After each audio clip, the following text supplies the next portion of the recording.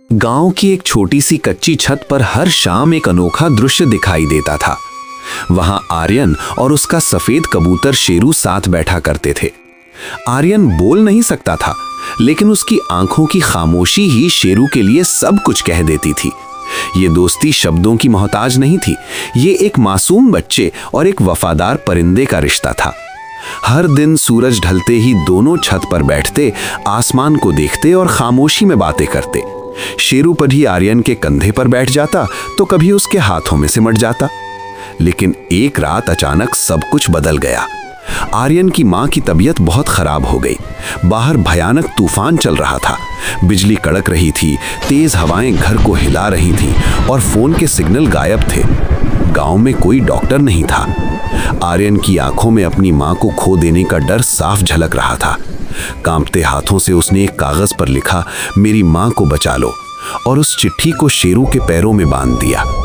बाहर का मंजर देखकर शेरू एक पल को ठिठक गया। काले बादल और तेज हवाएं मानो मौत का पैगाम दे रही थीं। लेकिन अपने दोस्त की आंखों में आंसू देखकर उसके भीतर हिम्मत जाग उठी। वो तूफान के बीच उड़ पड़ा। तेज बारिश उसके नर्म पंखों को भिगो रही थी, हवाएं उसे बार बार नीचे गिराने की कोशिश कर रही थीं। वो पेड़ों से टकराया, हल्का सा जख्मी भी हुआ, लेकिन उसके मन में बस आर्यन का रोता हुआ चेहरा था। उसे हर हाल में शहर पहुंचना था। आखिरकार वो शहर पहुंचा और एक डॉक्टर की खिड़की पर जा गिरा। उसके पंख खून से सने थे, लेकिन उसके पैरों में बंधी चिट्ठी साफ दिख रही थी। डॉक्टर ने जैसे ही चिट्ठी पढ़ी, वो सब समझ गया।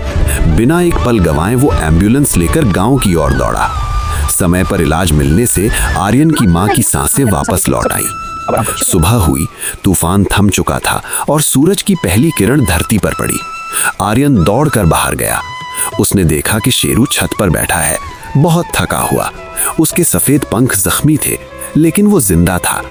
आर्यन दौड़कर उसके पास गया और उसे अपने हाथों में उठा लिया। उसकी आंखों से आंसू बह रहे थे, इस बार डर के नहीं, खुशी के।